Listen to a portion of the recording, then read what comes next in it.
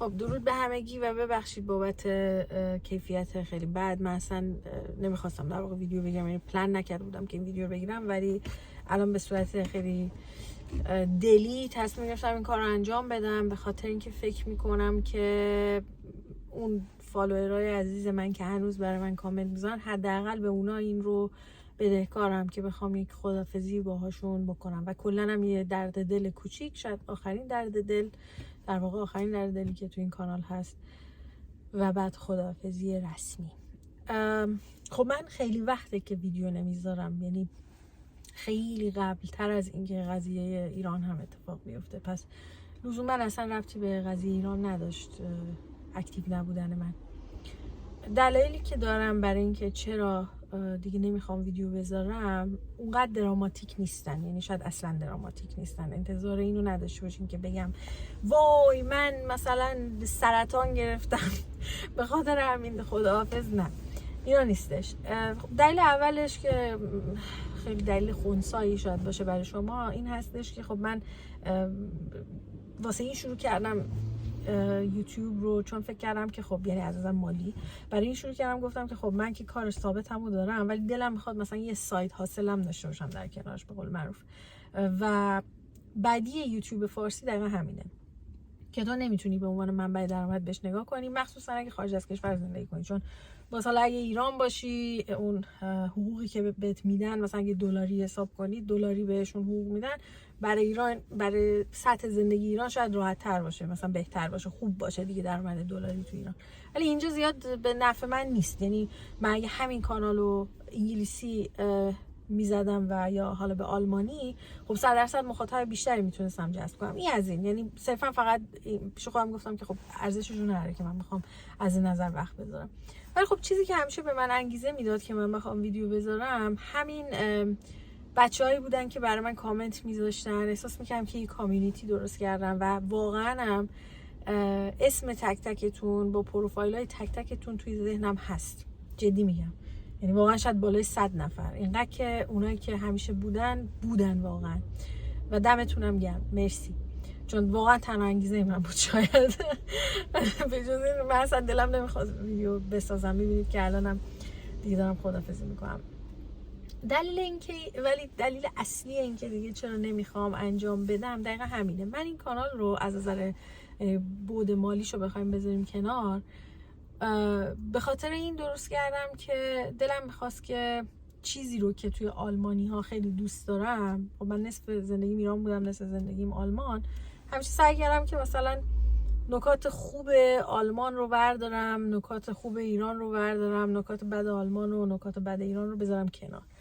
و یکی از چیزایی که از آلمانیا و در زندگی توی آلمان یاد گرفتم و خیلی هم دوستش دارم اینه که اینا تفکر انتقادی دارن، تا جایی که شاید تفکر انتقادیشون تبدیل بشه به قور. خیلی اوقات خب آلمانیا به قرقر بودن خب خیلی معروفن، یا به فضولی، اینقدر که سوال میپرسن. ولی خب من ترجیح میدم این ساید افکت ها رو ما داشته باشیم تا اینکه اصلا تفکر انتقادی نداشته باشیم. و واقعیت اینه که توی ایرانی اصلا نیست. توی ایران آدما ازشون بت ساخته میشه، آدما رو میبرن بالا، گندش میکنن، بعد خودشون همون آدما رو میندازن پایین. یعنی اصلا میگم اکستریم هستن. تفکر ایرانی سیاه و سفیده و من مشکل دارم با این طرز فکر، خیلی زیاد مشکل دارم. و دوست داشتم که دوره هم بودیم و راجع به این قضیه صحبت میکردیم. و تفکر انتقادی هم از خود آدم شروع میشه. یعنی من خودم هم سالها طول کشید که بتونم این رو یاد بگیرم، چون خب خلاصه منم از همون فرهنگ میام دیگه، منم ایرانی هم، چه فرق میکنه. و خب یاد گرفتم و فکر میکنم که همه میتونن یاد بگیرن. الانم بخوام مثلا به خودم یه انتقاد خیلی بزرگ داشته باشم، من خیلی از ویدیوهام رو که الان نگاه میکنم قبول ندارم. یعنی مدل نقد من غلط بود، خیلی شخصی بود. مثلا فکر کنید ویدیویی که راجع به مکس امینی ساختم خیلی جاهاش شخصی بود، چون من خودم فکر میکردم که مثلا خب فانی نیست مکس امینی و هنوزم فکر میکنم فانی نیست. یه سری جا درست نبود، حالا الان اصلا بحث اون نیست، مثلا دارم میگم، یه مثال بود. و من خیلی رنج میکشم از یک سری مسائل فرهنگی داخل ایران و میخوام خیلی هم صادقانه باتون صحبت کنم.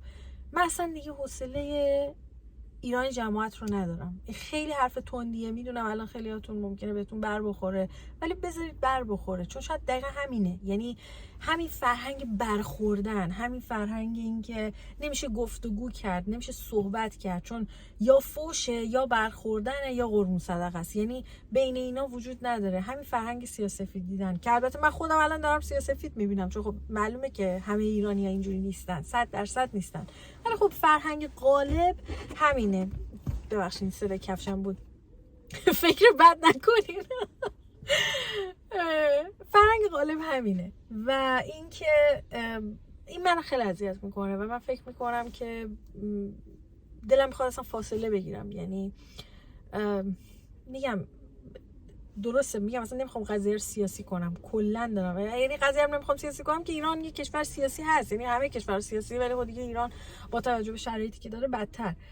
و اینقدر من از همه جناها چیزای عجیب غریب دیدم که اصلا پیش خودم گفتم ولش کن، اصلا برای چی تو بخوای این همه وقت بذاری. میگم من اصلا هم نمیگم مثلا وای آلمانی جماعت پرفکته، شما برید ویدیوهای من نگاه کنید میدونید که من چقدر ایران رو دوست دارم، میدونید که چقدر اومدم نقد کردم این که آدم غرب زده نباشه، یعنی لزوما چون اگه مثلا تو آمریکا فلان کارو میکنن ما هم بیایم این کار بکنیم. من این بارها راجبش صحبت کردم، مخاطبای من میدونن اینو، ولی میگم نکات مثبت رو آدم باید ادپت کنه، نکات مثبت رو باید آدم ورداره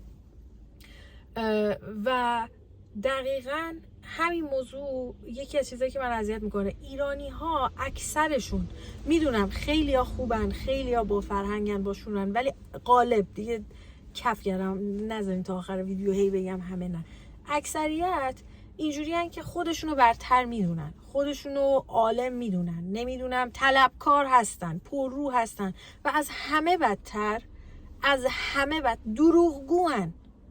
دروغگو. یعنی این فرهنگ تعارفی که ما داریم چیزی به جز دروغ نیست. من وقتی که بهت میگم بیا آقا این مال تو، خب بعد اگه ورداری من ناراحت بشم، بعد اسمشم بذارم تعارف، خب کردم، یعنی من به تو دروغ گفتم. این چیزی به جز دروغ نیست. ما نمیخوایم اینا رو بپذیریم، ما با خودمون صادق نیستیم، ما نگاه نمی کنیم ببینیم ما خودمون چه مشکلاتی داریم. میگم من خود من همینطوری بودم، آدم احساساتی فلان اینا، یاد گرفتم، ولی دوستای آلمانی تو رو یه جورایی مجبور میکنن، تو رو میارن میشونن، تو ناچار میشی که خودتو نگاه کنی و این بده. و من اگه دارم اینو میگم از روی خصومت با هموطنای خودم نیست، خرک نیستم، برای چی؟ از روی اینه که دلم میسوزه که ما چرا اینجوریم. چون رشد دقیقاً همون جای اتفاق میفته که ما خودمون رو تحت سوال ببریم، از خودمون بپرسیم که بابا من چه مریمه، من چه مشکلی دارم، ولی هیچکی این کار رو نمی کنه. بعد بدتر از اون، میگم باز هیچکی نه همه خب بدتر از اون این هستش که مسئولیت پذیری ما بلد نیستیم. یعنی مثلا همیشه تقصیر یکی دیگه است، همیشه مثلا فلانی، همیشه اینجوری، نمیشه. و این اصلا از جامعه کوچیکی مثل خانواده شروع میشه. توی خانواده‌های خودتون نگاه کنین ببینین چند نفر رو پیدا میکنین که واقعا مسئولیت پذیر باشن، وقتی اشتباه کردن بیان واقعا بگن ببخشید، واقعا بگن و قلباً بگن، نه اینکه مثلا آره نه حق با توه ببخش، اینجوری نه، واقعا قلباً بگن آره من اشتباه کردم. من چند روز پیش تو ماشین بودم، داشتم رانندگی میکردم، یه جا 30 کیلومتر بود، خیلی آهسته داشتم میرفتم، یه آقای آلمانی اونور خیابون واسه بود. اینا اینجوری نیستن که مثلا از وسط خیابون بپرن وسط، خب اصلا پیش نمیاد، خیلی کم پیش میاد. خب هزار تا اخلاق بد دیگه هم دارن. من اینو دارم میگم، منظورم این نیست که میگم این که اصلا من ناچارم برای ایرانی جماعت همینو توضیح بدم، همین نشون میده ما باگ داریم. در حالت عادی من نباید 10 بار اینو توضیح بدم. یه آقای آلمانی اومد وسط خیابون میخواست رد شه خیلی زود و اینا، مثلا اینجور هول بود. منم بهش گفتم خب بیا برو، در واقع میگم این کار نمیکنن. بعد مثلا اینجوری که آره مرسی و اینا، اومد بره، هی هزیتیت میکرد، هی وای میستاد، برم نرم.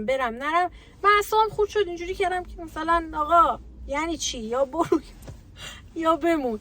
شما باورتون نمیشه، با اینکه من عصبانی شدم دارم اینجوری هم بهش میکنم و حتی تقریبا جونش به خطر افتاد چون من حرکت کرده بودم، اومده تقریبا میخواست بزنه به چیز که من صدای چیزشو میشنم، صداشو میشنم که به من میگفتن چولیگون، ببخشید چولیگون. حالا اگه ایرانی بود برو بابا مگه خیابون مال توه، مگه خریدی؟ همینن، اکثریت همینن. ورود ممنوع رو میاد تو، برو دیگه حالا یه ذره بری دنده عقب چی میشه، میمیری، خیابون مال توه. دروغ میگم، آنست باشید آقا، صادق باشید. دروغ میگم بگید دروغ میگی. همینن، ما همینیم. ما آدمای احساساتی، آدمای جوگیر، خیلی خوبیای دیگه هم داریم ما، خب ولی این هست در ما، سیاه و سفید. اصلا گفتگو نمی کنن برای اینکه پرسپکتیو طرفو بفهمن. مثلا من قرمز دوست دارم، تو زرد دوست داری، آقا بیا با هم گفتگو کنیم. چرا؟ خب هدف گفتگو تو ایرانیا چیه؟ ببرن. حق با منه، که آخرش بگه حق با منه.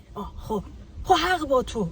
ببینید کلن چینج و تغییر، حالا فارسی رو پاس بداریم، تغییر زمانی رخ میده تو هر قسمتی از زندگی. تغییر زمانی رخ میده که تو خودتو فروتن کنی، تو هامبل کنی خودتو، بگی آقا شاید من هیچ پخی نیستم، ببخشید دیگه اینجوری صحبت میکنم، شاید من هیچ پخی نیستم، اینجوری بهش نگاه کنی. ایرانی جماعت برعکسه، من اصلا هنر نزد ایرانیان است. سیاوش قمیشی چند سال پیش اومد گفت کی گفته هنر نزد ایرانیان است و بس همه توپیدن بهش، نمیدونم تو فلانی، تو اینجوری، تو با خانواده خودت هم بدی. دروغ گفت. اصلا آلرژی دارن اکثر ایرانی‌ها به حقیقت. این خیلی بده. بعد توقع بهترینا هم دارن از هر نظر. ایرانی جماعت فکر میکنه که خب فکر کنید، میدونین آدم واقعا میمونه، میگه خود دیگه خود کرده را تدبیر نیست دیگه. اوکی، تا آخر عمرتون همینطوری فکر کنید، ببینین اصلا چینج میکنید خودتون رو، اصلا شما رشدی میکنید؟ هرگز. چون تو باید بتونی اون نکات منفی خودتو اول ببینی، اول واقعا بتونی قبول کنی آقا من بد هم هستم، من هم بدم مثل همه آدما، من هم نقاط تاریک دارم. تو اینو اگه شروع کنی و واقعا بپذیری، اون موقع است که تو تازه میتونی تغییر رو ببینی. و این نیست تو فرهنگ ما عزیزای دل، خیلی کمه.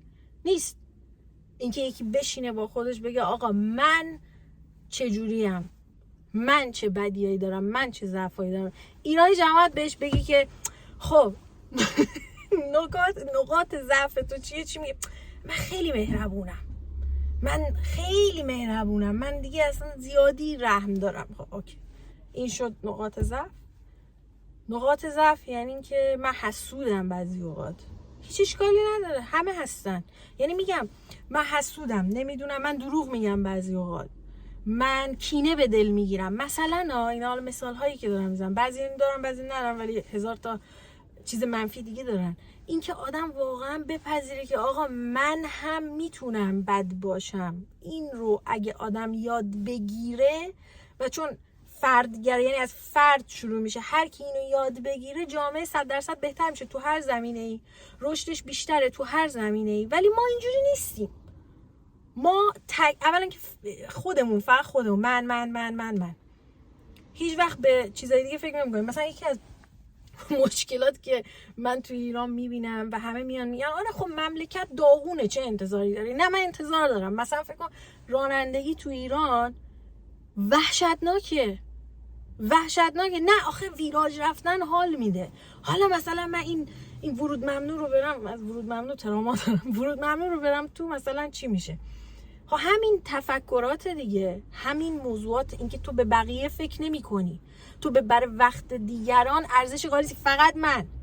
تو میای مثلا یه جایی پارک میکنی که اونجا زدن آقا پارک ممنوع، حالا من یه دقیقه میذارم میرم. بابا شاید اون یه دقیقه تو برای یکی دیگه مثلا به زندگیش ربط داشته باشه، مثلا براش اینقدر مهم باشه. خب وقتی شما اهمیت به دیگران نمیدین، فقط خودتون رو میبینین، خودخواهی، میگم شما عزیزان دل رو نمیگم، میگم بچه‌ها من واقعا دلم پره، همه رو نمیگم، ولی اکثریت دیگه، اکثریت خستم. به خدا من به دوست صمیمیم داشتم گفتم من از ارتباط گرفتن با ایرانی‌ها خستم.